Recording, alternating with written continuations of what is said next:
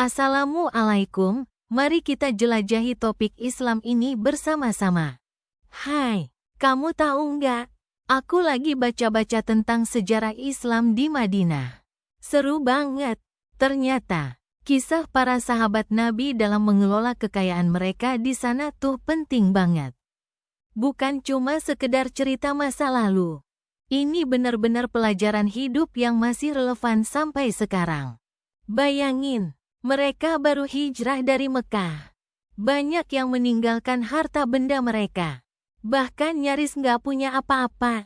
Bayangkan perjuangan mereka di tengah lingkungan yang baru, iklim yang berbeda, dan tantangan hidup yang luar biasa. Tapi tahu nggak? Justru di tengah kesulitan itu, kita bisa melihat bagaimana mereka menerapkan ajaran Islam tentang kekayaan dengan begitu luar biasa. Kita sering ngomongin zakat, sedekah, infak, kan? Nah, di Madinah ini, ajaran-ajaran itu bukan cuma teori, tapi benar-benar dipraktikkan dalam kehidupan sehari-hari. Mereka nggak cuma berbagi harta, tapi juga berbagi waktu, tenaga, dan pikiran. Bayangkan betapa kompaknya mereka membangun komunitas yang kuat dan saling mendukung. Misalnya, Abu Bakar As-Siddiq, sahabat terdekat Nabi. Dia dikenal sebagai orang yang sangat kaya raya di Mekah. Tapi begitu hijrah ke Madinah, dia nggak ragu-ragu membagi hartanya untuk umat. Bahkan, ketika Nabi membutuhkan dana untuk perang Tabuk, perang yang memerlukan biaya sangat besar, Abu Bakar langsung menyumbangkan separuh hartanya. Itu bukan jumlah yang sedikit loh. Bayangkan betapa besar pengorbanannya. Ini menunjukkan bagaimana keimanannya yang begitu kuat melebihi kecintaannya pada harta benda. Kemudian ada Umar bin Khattab. Awalnya, dia terkenal sebagai tokoh yang sangat keras. Tapi setelah masuk Islam, kekuatannya itu malah digunakan untuk menegakkan keadilan dan kebaikan. Dia sangat teliti dalam mengelola keuangan negara. Benar-benar memastikan bahwa harta Baitul Mal, kas negara, digunakan secara transparan dan bertanggung jawab untuk kepentingan umat. Bayangkan, di masa itu sudah ada konsep akuntabilitas publik yang diterapkan. Hebat banget. Ya, ini menunjukkan bagaimana kepemimpinannya yang adil dan bijaksana. Lalu ada Utsman bin Affan, sahabat yang dikenal dengan sifatnya yang dermawan dan pemurah. Dia selalu sedia membantu orang lain yang membutuhkan, tanpa memandang latar belakang mereka. Konon, dia pernah membeli sebuah sumur untuk kepentingan umum, lalu memberikannya secara cuma-cuma kepada masyarakat Madinah. Bayangkan, betapa berharganya air di tengah iklim yang panas dan kering di Madinah. Aksi sederhana ini berdampak besar bagi kehidupan masyarakat Madinah. Contoh-contoh ini menunjukkan bagaimana mereka, para sahabat Nabi, tidak hanya memaknai kekayaan sebagai milik pribadi, tapi juga sebagai amanah yang harus dikelola dengan baik dan digunakan untuk kebaikan bersama. Mereka nggak menimbun harta, tapi justru selalu berusaha untuk berbagi dan mensejahterakan umat. Lebih dari itu, mereka juga menunjukkan bagaimana mengelola kekayaan dengan penuh kejujuran dan transparansi. Tidak ada penipuan, korupsi, atau penyelewengan dana. Mereka memperlakukan harta dengan penuh tanggung jawab, sesuai dengan ajaran Islam. Sekarang, kita renungkan, kita hidup di zaman yang jauh berbeda. Tapi prinsip-prinsip yang diterapkan para sahabat ini masih sangat relevan. Kita juga harus pandai mengelola kekayaan kita. Bukan cuma untuk kepentingan pribadi, tapi juga untuk membantu orang lain dan berbuat kebaikan. Zakat, sedekah, infak, bukan sekedar kewajiban agama, tapi juga wujud rasa syukur kita kepada Allah SWT atas segala nikmat yang telah diberikan. Bayangkan, jika kita semua bisa mencontoh keteladanan mereka, betapa indahnya dunia ini. Kita bisa membangun komunitas yang saling membantu, yang saling berbagi, dan yang penuh dengan kasih sayang. Kita bisa menciptakan masyarakat yang adil dan makmur, seperti yang diimpikan oleh para sahabat Nabi di Madinah. Kisah para sahabat Nabi dalam mengelola kekayaan di Madinah ini bukan sekedar pelajaran sejarah, tapi juga sebuah inspirasi dan motivasi untuk kita semua. Semoga kita bisa belajar dari mereka dan meneladani kehidupan mereka yang penuh dengan keteladanan dan kebaikan. Bagaimana? Seru ya ceritanya? Aku jadi terinspirasi untuk lebih berhati-hati dalam mengelola keuangan dan lebih banyak berbagi dengan orang lain. Kita bisa bahas lebih detail lagi lain waktu. Banyak banget hal menarik yang bisa kita pelajari dari mereka. Bayangin, ya, masa-masa awal hijrah ke Madinah. Rasulullah dan para sahabat udah sampai. Lega banget setelah perjalanan panjang dan berat dari Mekah. Tapi, masalahnya nggak langsung selesai begitu aja. Mereka harus bangun kehidupan baru dari nol, kan? Dan salah satu tantangan terbesarnya adalah bagaimana mengelola kekayaan.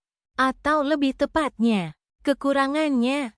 Petik 2. Iya, bener banget. Mereka dengan apa adanya. Banyak yang kehilangan harta benda di Mekah. Bisa dibayangkan, hidup di gurun pasir yang tandus. Harus membangun rumah, mencari makan, dan juga membiayai dakwah Islam. Gimana caranya? Petik 2. Nah, ini yang menarik. Awalnya, kehidupan di Madinah sangat sederhana. Bayangkan rumah-rumah yang masih sederhana, terbuat dari batu bata tanah liat atau pelepah kurma. Kebanyakan sahabat adalah petani, peternak, atau pedagang kecil. Tapi, yang paling penting adalah semangat kebersamaan dan kepercayaan mereka pada Rasulullah. Mereka menciptakan sistem ekonomi yang luar biasa. Ajaran Islam yang adil dan berpihak pada kaum lemah. Gimana sistemnya? Aku penasaran banget. Petik 2. Jadi, Rasulullah mengajarkan konsep tawakal asteris. Berserah diri kepada Allah. Tapi juga ijtihad asteris. Berusaha sekuat tenaga. Mereka nggak cuma pasrah begitu saja. Mereka bekerja keras, saling membantu, dan berbagi apa yang mereka punya. Konsep zakat dan sedekah menjadi pilar utama ekonomi mereka. Bayangkan, setiap panen, setiap transaksi perdagangan, sebagian dari harta mereka disisihkan untuk membantu sesama orang miskin, dan untuk membiayai pembangunan masjid dan sarana umum lainnya. Wah, konsepnya modern banget ya, walau zamannya masih sangat sederhana. Betul, bayangkan juga bagaimana Rasulullah SAW mengajarkan pentingnya kejujuran dan amanah dalam berdagang. Ini prinsip dasar ekonomi Islam yang hingga sekarang masih relevan. Tidak ada penipuan, tidak ada riba, bunga, semua transaksi dilakukan dengan transparan dan adil. Mereka membangun kepercayaan satu sama lain. Dan ini jadi modal utama perekonomian mereka. Aku bisa membayangkan bagaimana semangat persaudaraan di antara para sahabat benar-benar berperan besar. Mereka saling membantu, bahkan hingga berbagi makanan dan tempat tinggal. Pasti ada banyak kisah indah tentang kedermawanan para sahabat. Mereka nggak ragu untuk berbagi harta mereka, walaupun mereka sendiri masih kekurangan. Misalnya, sahabat yang punya kelebihan makanan, langsung berbagi dengan yang kekurangan. Atau yang punya hewan ternak, memberikan sebagian dagingnya untuk tetangga. Semua itu dilakukan dengan ikhlas, tanpa pamrih. Karena mereka tahu itu adalah perintah Allah dan ajaran Rasulullah. Terus, bagaimana dengan pengembangan ekonomi Madinah? Kan gak cuma sekedar berbagi aja ya? Petik 2. Tentu saja, mereka juga mengembangkan pertanian dan perdagangan. Letak Madinah yang strategis di jalur perdagangan menjadi keuntungan tersendiri. Para sahabat memanfaatkan keterampilan dan keahlian masing-masing untuk meningkatkan perekonomian. Ada yang berdagang, ada yang bertani, ada yang menjadi pengrajin. Semua bekerja keras, dan hasilnya dinikmati bersama. Jadi, sebenarnya, mereka membangun sistem ekonomi yang berkelanjutan dan adil. Ya, berbeda banget dengan sistem ekonomi yang kita lihat sekarang, yang seringkali mementingkan keuntungan pribadi.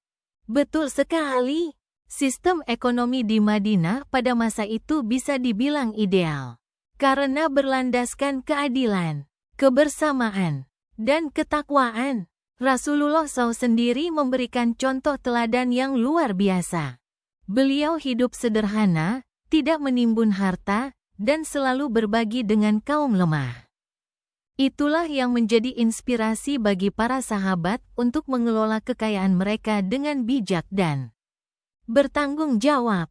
Rasanya, aku jadi terinspirasi. Ya, bayangkan, dengan keterbatasan yang begitu besar, mereka mampu membangun masyarakat yang kuat dan adil. Itu semua berkat kerja keras, kebersamaan, dan tentu saja, keimanan yang teguh kepada Allah SWT. Persis, kisah pengelolaan kekayaan di Madinah ini memberikan pelajaran berharga bagi kita semua. Bahwa kekayaan bukan hanya untuk dinikmati sendiri, tapi juga untuk dibagi dan digunakan untuk kebaikan bersama. Kejujuran, amanah, dan kerja keras adalah kunci keberhasilan, baik di masa lalu maupun di masa kini. Benar-benar kisah yang inspiratif.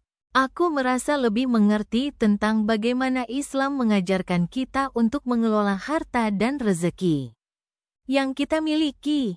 Semoga kita bisa meneladani semangat dan kebaikan para sahabat Nabi dalam kehidupan kita sehari-hari. Ya, meskipun kita hidup di zaman yang berbeda, nilai-nilai luhur yang mereka terapkan tetap relevan dan bisa kita terapkan untuk membangun kehidupan yang lebih baik.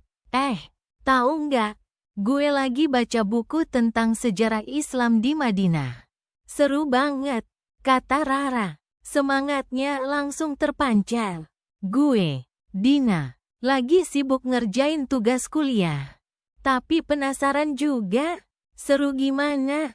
Kan biasanya sejarah itu, ya gitu deh, kering gitu, jawab gue, sambil masih menatap layar laptop.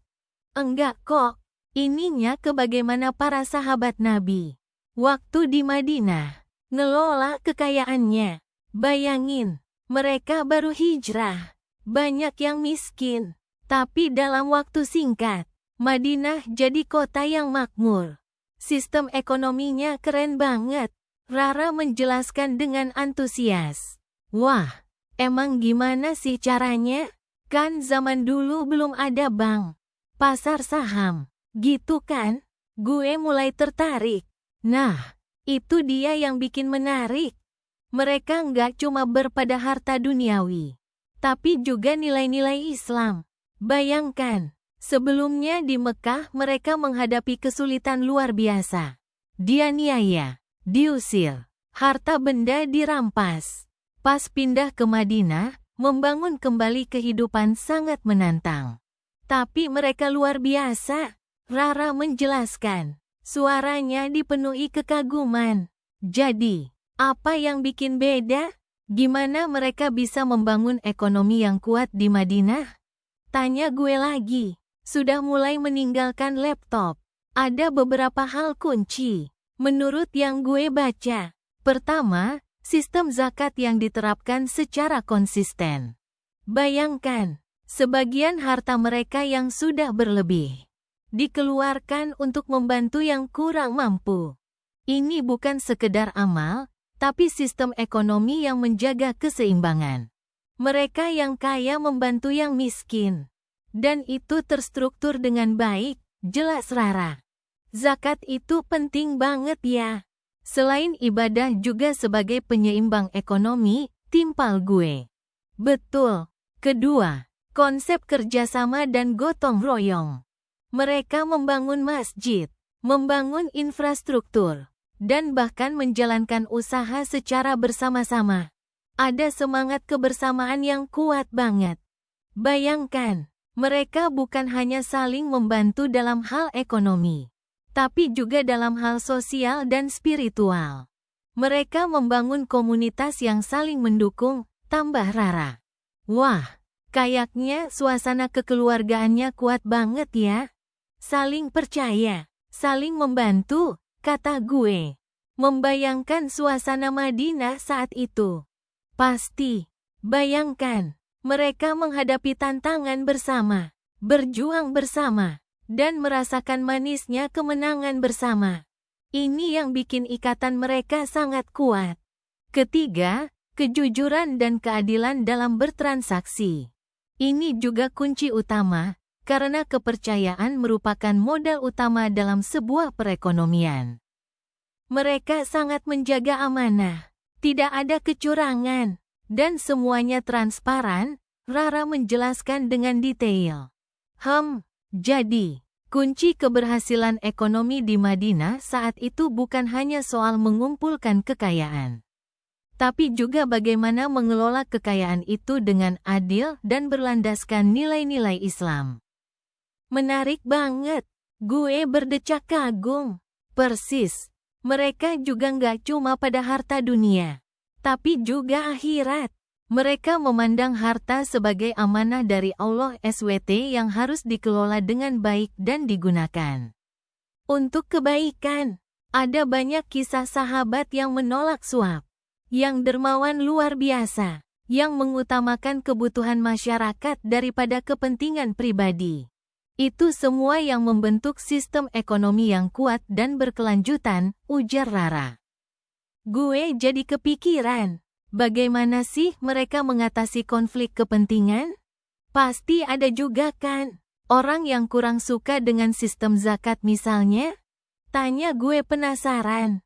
Tentu ada, tapi kepemimpinan Nabi Muhammad SAW sangat bijaksana dalam mengatasi hal itu. Beliau mengajarkan keadilan dan kesetaraan, mencari solusi yang adil bagi semua pihak, dan menekankan pentingnya kebersamaan dan saling memaafkan. Nabi Muhammad SAW juga memberikan contoh teladan dalam pengelolaan kekayaan. Beliau hidup sederhana, meski memiliki banyak kekayaan. Beliau tetap mengutamakan kebutuhan umatnya, jelas Rara. Jadi, kisah sahabat Nabi dalam mengelola kekayaan di Madinah bukan hanya kisah ekonomi, tapi juga kisah tentang kepemimpinan, kebersamaan, keadilan, dan keimanan. Suatu inspirasi yang sangat relevan sampai sekarang, kata gue. Terkesan. Betul banget. Kita bisa belajar banyak dari mereka. Bagaimana mengelola kekayaan, bagaimana membangun komunitas yang kuat, dan bagaimana menjalani hidup yang bermakna, berlandaskan nilai-nilai agama. Gue jadi pengen lebih mendalami lagi kisah mereka. Rara mengakhiri perbincangan kita dengan senyuman yang penuh makna. Gue juga, kayaknya kita harus cari referensi lain nih, jawab gue, dengan rasa penasaran yang semakin besar. Kisah sahabat Nabi di Madinah bukan hanya cerita sejarah, tapi pelajaran hidup yang berharga. Tahu nggak? Kita udah hampir selesai ngebahas tentang gimana para sahabat Nabi mengelola kekayaan mereka di Madinah. Bayangin, ya, pindah dari Mekah yang penuh tekanan ke Madinah yang, walaupun masih banyak tantangannya, memberi kesempatan untuk membangun kehidupan baru, membangun komunitas yang kuat, dan tentunya, membangun ekonomi mereka sendiri. Iya, bener banget. Bayangan aja, mereka baru aja hijrah, meninggalkan harta benda, bisnis, dan semuanya di Mekah. Di Madinah, mereka harus mulai dari nol, membangun semuanya dari awal. Tapi yang menarik, kan, walaupun mereka mengalami kesulitan, Kisah pengelolaan kekayaan mereka ini punya pelajaran berharga banget buat kita sampai sekarang. Pasti, gimana nggak berharga? Kita bisa lihat bagaimana prinsip-prinsip Islam, terutama tentang zakat, sedekah, dan keadilan, benar-benar dipraktekkan secara nyata oleh para sahabat. Mereka nggak cuma ngomong, tapi mereka tunjukkan bagaimana harta yang mereka miliki itu bukan sepenuhnya milik mereka, tapi juga milik umat. Betul, mereka paham banget konsep kepemilikan itu. Ya, bukan sekadar punya, tapi juga amanah. Amanah dari Allah SWT untuk dijaga, dikelola dengan baik, dan digunakan untuk kebaikan umat. Lihat saja Abu Bakar As-Siddiq, misalnya. Dia yang paling kaya di Mekah, rela meninggalkan semuanya demi Islam. Dan di Madinah, dia nggak pelit-pelit amat kok, malah sangat dermawan. Dan Umar bin Khattab, awalnya dia dikenal sebagai tokoh yang cukup keras. Tapi setelah masuk Islam, perubahannya luar biasa. Dia begitu adil dalam mengelola pemerintahan, termasuk dalam urusan harta benda. Bayangkan, dia rela memberi contoh kepemimpinan yang transparan dan akuntabel. Sesuatu yang susah banget ditemukan di zaman sekarang. Bener banget. Bayangkan betapa sulitnya membangun sistem ekonomi yang adil dan merata di tengah-tengah kondisi yang masih belum stabil itu. Tapi mereka berhasil. Karena mereka berpegang teguh pada prinsip-prinsip Islam dan saling mendukung satu sama lain. Nah, itu yang bikin kisah mereka menginspirasi banget. Mereka nggak cuma pada kekayaan pribadi, tapi juga pada kesejahteraan bersama. Mereka membangun bisnis bersama, saling membantu, dan berbagi hasil. Bayangkan, di tengah situasi yang membutuhkan solidaritas tinggi, mereka bisa menciptakan sistem ekonomi yang kokoh. Walaupun sederhana, berlandaskan kepercayaan dan kebersamaan. Dan yang gak kalah penting, mereka juga mengajarkan kita pentingnya mencari nafkah halal. Mereka sangat memperhatikan asal-usul harta kekayaan mereka. Mereka bekerja keras, berdagang dengan jujur, dan menjauhi segala bentuk ketidakadilan dalam urusan ekonomi. Nah, ini nih yang sering kita lupakan. Kadang kita terlalu pada mencari kekayaan, tanpa memperhatikan bagaimana kita mendapatkannya. Para sahabat mengajarkan kita bahwa kekayaan sejati itu bukan cuma tentang jumlah harta yang kita miliki, tapi juga tentang bagaimana kita mendapatkannya dan bagaimana kita menggunakannya untuk kebaikan. Terus, kisah mereka juga menunjukkan pentingnya kesederhanaan. Walaupun beberapa sahabat menjadi kaya, mereka tetap menjaga kesederhanaan dalam hidup mereka. Mereka nggak terlalu terikat dengan harta benda, dan selalu ingat bahwa kekayaan itu hanya titipan Allah SWT. Benar sekali, mereka menunjukkan bahwa kekayaan bukanlah tujuan akhir, tapi hanya sarana untuk mencapai tujuan yang lebih besar, yaitu ridho Allah SWT dan kebaikan umat. Mereka menunjukkan bahwa keseimbangan antara dunia dan akhirat itu penting banget. Mereka nggak terlalu pada kekayaan duniawi sampai melupakan akhirat. Dan menariknya, mereka juga berbagi ilmu dan pengalaman tentang pengelolaan kekayaan. Mereka tidak pelit ilmu. Mereka saling mengajarkan, saling membantu, sehingga ilmu tentang pengelolaan kekayaan ini tersebar luas di kalangan umat Islam. Jadi, kesimpulannya, kisah para sahabat Nabi dalam mengelola kekayaan di Madinah ini bukan cuma sekedar sejarah, tapi juga pelajaran berharga yang sangat relevan sampai sekarang. Mereka mengajarkan kita tentang kejujuran, keadilan, kesederhanaan, dan pentingnya mencari nafkah halal dan menggunakan kekayaan untuk kebaikan umat. Tepat sekali, kita bisa belajar banyak dari mereka. Gimana caranya menyeimbangkan kehidupan dunia dan akhirat. mengelola kekayaan dengan bijak, dan menjadikan harta sebagai berkah, bukan sebuah beban atau masalah. Kisah mereka memberi kita inspirasi dan motivasi untuk hidup lebih bermakna dan bermanfaat bagi orang lain. Nah, gimana? Udah puas membahas kisah para sahabat ini? Kayaknya kita bisa menarik banyak pelajaran dari mereka. Ya, semoga kita bisa mengambil hikmahnya dan menerapkan nilai-nilai kebaikan yang mereka ajarkan dalam kehidupan kita sehari-hari. Amin. Semoga kita semua bisa menjadi muslim yang baik dan mampu mengelola kekayaan kita dengan bijak, seperti para sahabat Nabi di Madinah. Kamu lagi ngapain? Lagi baca apa? Oh, tentang sejarah Islam? Bagus banget. Aku lagi mikir-mikir nih, tentang bagaimana sahabat-sahabat Nabi ngelola kekayaan mereka di Madinah. Gak cuma seru, tapi banyak banget pelajaran yang bisa kita ambil untuk kehidupan kita sekarang. Bayangkan, ya, mereka baru aja hijrah dari Mekah, banyak yang kehilangan segalanya.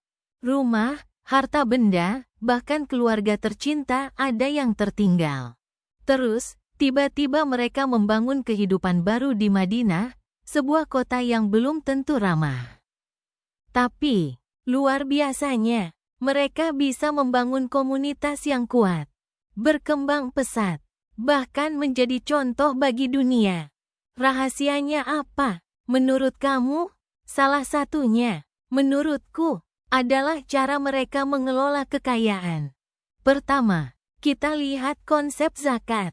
Ini bukan cuma sekedar kewajiban agama, ya. Ini sistem ekonomi yang sangat cerdas. Bayangkan, sebagian harta yang kita punya, diberikan kepada yang membutuhkan. Di Madinah, zakat ini bukan cuma memberi makan orang lapar, tapi juga membangun infrastruktur, memperkuat perekonomian, bahkan membentuk ikatan sosial yang sangat kuat. Mereka berbagi rezeki, bukan hanya karena diwajibkan, tapi karena sudah menjadi bagian dari keyakinan dan kehidupan mereka. Sekarang kita bayangkan, bagaimana kalau kita semua, ya kita, sahabat-sahabat di era modern ini, juga menerapkan prinsip zakat dengan sepenuhnya?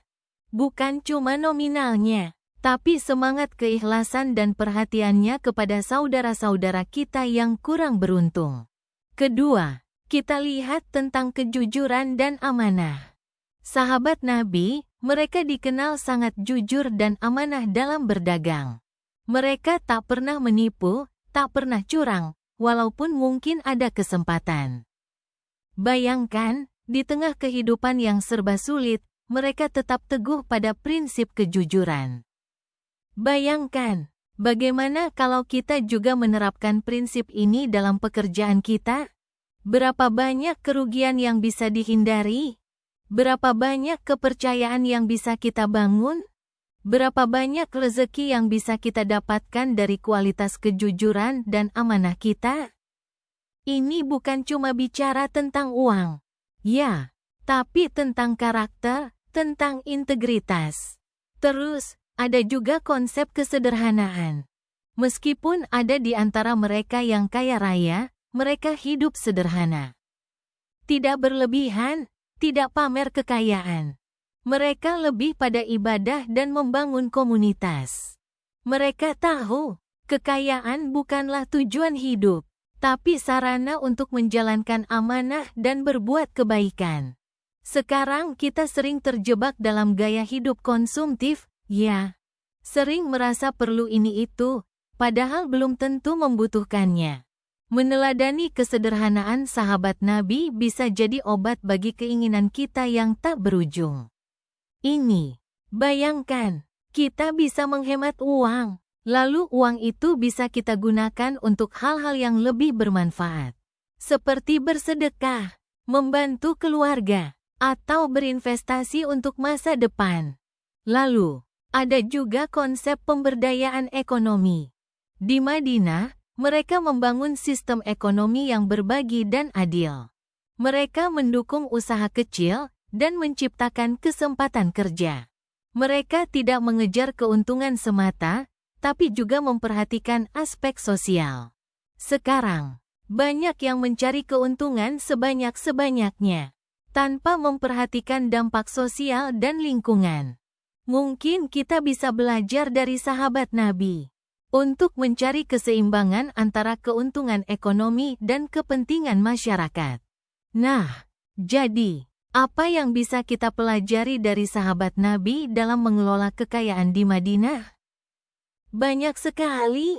Zakat, kejujuran, kesederhanaan, pemberdayaan ekonomi. Semua itu bukan hanya prinsip agama, tapi juga prinsip manajemen keuangan yang sangat bijak.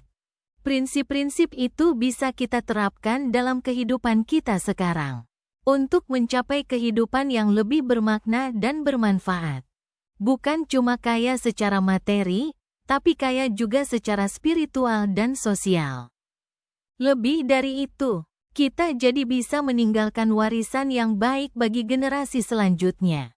Gimana? Seru, kan? Aku jadi terinspirasi untuk lebih baik dalam mengelola keuanganku sendiri. Semoga kita semua bisa mengambil hikmah dari kisah mereka. Sampai jumpa, semoga Allah memberkati kita semua. Itu pembahasan hari ini.